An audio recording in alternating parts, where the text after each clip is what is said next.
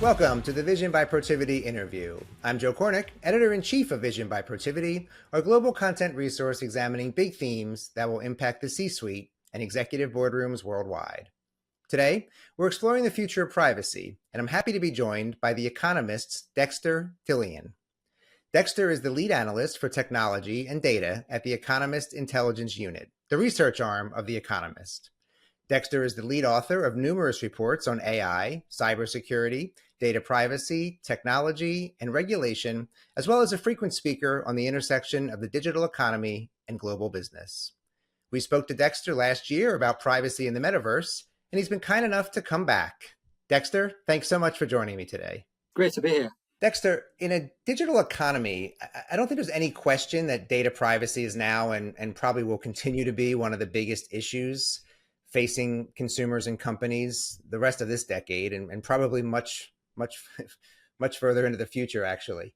What do you see as the biggest threats in terms of data privacy for both customers and companies? Yes, thank you for the question. And I think, first of all, you're right to differentiate between companies and consumers, because I think they will have different issues to deal with. For companies, they're owning more and more personal data as part of their business processes. So the key is to make sure that that data is secure. That means putting the right governance and standard in place internally. So for instance, that only the right people can access sensitive data. And also making sure that the company's own data, any data from suppliers or consumer, is being dealt with properly. That's going to become more and more of an issue to deal with because there's going to be more and more data to deal with. And for some companies, it might even become a competitive advantage. We've seen Apple trying to do that in terms of its privacy policy compared to its competitors. For consumer, it's a kind of a different question, different range of issues. I think for consumers, it's important to keep the data safe and secure, but this is also becoming increasingly difficult because we're giving away much more of our personal data at any more time.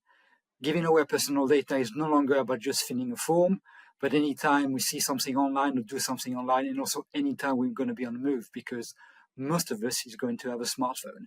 And many of the apps we'll have on our smartphone will also collect a huge amount of data. We may become a bit blasé about how much data we're giving away, but it's also very difficult to operate and to kind of use the internet and to go online. We're trying to minimize the amount of data we give away. Meta, as an example, tried to build a more private platform, which meant charging user and making privacy as a premium feature. But so far, this has been kind of refused by the European Commission in the European Union. The issue is that advertising remains a cornerstone of the web, which means that it is free as long as we give away much of our personal data. And with the addition of pictures and videos on top of text, and also facial recognition entering the fray, we're starting to give away data which is even more unique and much more difficult to replace if it ever becomes hacked. I've been reading a lot of the EIU's papers, position papers on AI and really all emerging technologies, which includes quantum and spatial and biometric computing, and how those will ultimately impact data and privacy. How do you see AI and those other emerging technologies I mentioned impacting privacy going forward? I think they will all have an impact. So starting with artificial intelligence is all about data. And the fact that some are arguing that we may run out of web data as early as 2026, as much of our personal data we have given away so far.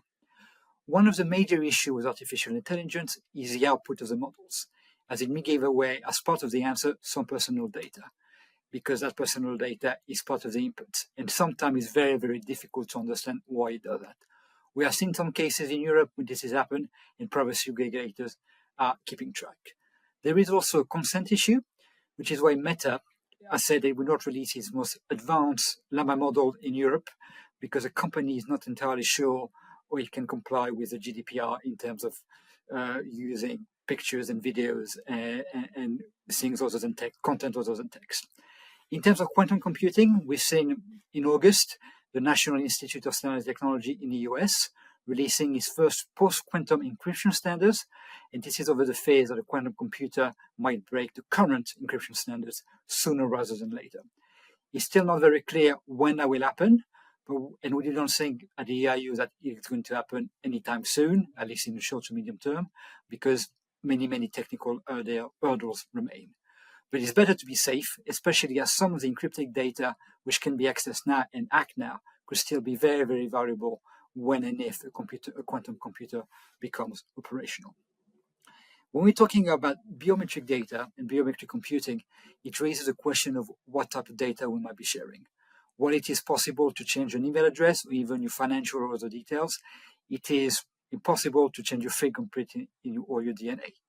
We may not go that far in terms of what we share, but it is something we consider if we don't want that data and want to make sure that data do not fall into the wrong hands. Right. Thanks, Dexter. And you mentioned GDPR, so let me just follow up on that. Globally, Europe has invested significantly in data protection rules with GDPR. Japan has had very strict privacy laws in place as well. Meanwhile, India and China, not so much. U.S. is somewhere in the middle, but has no federal regulation. A lot of the states have sort of taken the lead on that front. Where's the sweet spot? Who's getting this right? Does too much regulation stifle innovation, or does not enough create chaos? Where do you stand on regulation? So I think finding the sweet spot between regulation and innovation is what every policymaker, every regulator is trying to do. And I think it's a problem or an issue for all tech regulation and not just data privacy. This can happen when, sometimes regulation becomes more of a box-ticking exercise, and we have seen that with cookies in Europe, and that it has no real impact on privacy because, for instance, active consent may not be fully given. Having said that, I do think we do need some level of regulation because without it, any protection will be lacking, and there needs to be independent rules put in place. I think for me, there are two main things to consider when we're talking about regulation. The first is fragmentation. Many, many businesses will be global in nature, whereas regulation is very often not. This means that making a decision as to what to do, whether to follow each rule in the jurisdiction is required, when there will be some overlap, or to go with the strictest rule and have only one set of rules to comply globally for the company. And some companies have already done that in terms of GDPR. The second, and probably the most important one, is enforcement. Having rules is very nice, but without the right enforcement, they can be a bit pointless. We've seen again with the GDPR that it's taking quite a long time before any rulings or any judgment, because it can be very, very tough for regulators to make the case. I think it's very important to know to what level you can enforce before you start thinking of new regulation. Barely a week goes by without hearing about another significant breach, right? And I just wonder if consumers specifically are becoming desensitized to these breaches. Do we suffer low expectations when it comes to our own privacy? I don't know if we desensitize, but I think the issue that is not always visible or very visible to the main user. We often hear about an attack where millions, and sometimes even billions of entries have been hacked, but the impact of that attack is very difficult to gauge, because in most cases that means we're going to receive a bit more spam emails. It becomes much more personal when there are financial repercussions. With an attack, meaning we can be scammed or bank details are not available, with people buying things online with our money. I also want to make the point that companies can try to do as much as they can, and many, many do, but the attacker, in the case the hacker, is much more favored than a defender, because the attacker, in terms of an attack, needs to get it right once, when the defender has to get it right all the time. And as we're spending more and more time online, it means that the attack surface is only increasing, which means that those breaches will keep happening. Right. And we've seen big companies, very big tech companies even, playing, sort of fast and loose with data and privacy. Even children's privacy, I think, is, we've heard that's been in the news recently. Can we trust the private sector? We were talking about regulation, so I'm just curious. Can we trust the private sector to do what's right in terms of privacy? Are boards and the C-suite taking this issue seriously enough, you think? Some are, but I still don't think that self-regulation is the answer. While, as I mentioned, the GDPR might not be as well enforced as it should be, it still offers EU citizens much more protection than in many other jurisdictions across the world. You mentioned that the US still doesn't have federal rules. It's trying to remedy that in terms of children. It needs to go pass through Congress, which is very difficult as well. But the US also has a much bigger, what I would call a third-party market, where the data you may have given happily to a provider or retailer is then sold on to a third party without you knowing about it. And perhaps you wouldn't want that particular company, that third-party company, to have access to your data. Companies do have to take it seriously because it can impact their reputation if it is proven they haven't done as much as they could have should there be a hack. With a greater penetration of technology in the workplace and the move towards digital transformation, it can also become a fundamental threat to business continuity.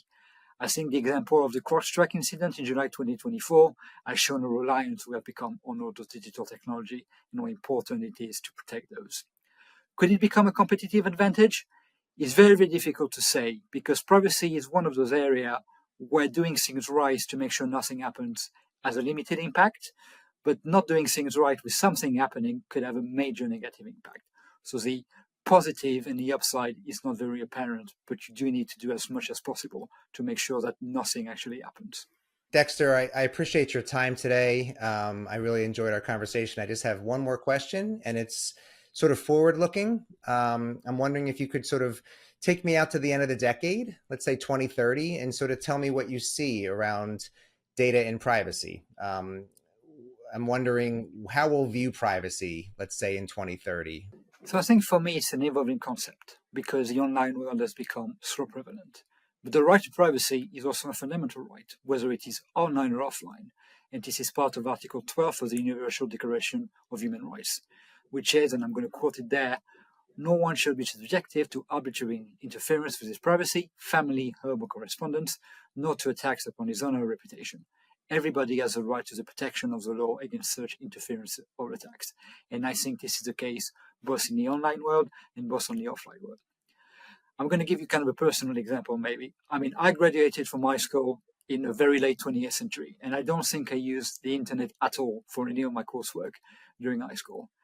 If you consider, for instance, that the iPhone launched in 2007, so 17 years ago, and Facebook in 2004, so 20 years ago, it shows that many, many younger people are now what we call fully digital native, and they're going to have maybe a different perspective.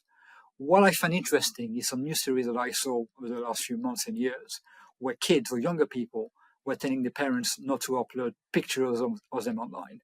And it kind of made me think about the concept of what I might call online privacy native, where maybe it's a younger generation and they're keen to share publicly compared to the previous generation. But I think we'll have to wait and see to see what will actually happen going forward. Yeah, that's interesting. I hadn't really thought about that, but you're right. That generation did seem more conscientious about sharing photos. I think they might have a different perspective when it comes to their online persona and their online self and what they share online. So they might not have our vision for our generation, vision of privacy more broadly, but in terms of what they're doing online, because they're fully digital native and they're online a lot of the time. Everybody's going to have a smartphone. That's not going to change. We're still going to be using the internet. We're still going to share some data, but they're still going to be probably from the younger generation, which has only known that kind of a different perspective in terms of what they're willing to share and especially what they're not willing to share and to what they might get in return for what they're sharing. But I think it's very early days and we'll have to wait and see. Right. Very interesting. Thanks, Dexter, for that perspective and your insights. I really enjoyed our conversation today. Thank you very much for having me. And thank you for joining the Vision by Protiviti interview. On behalf of Dexter Thillien, I'm Joe Kornik. We'll see you next time.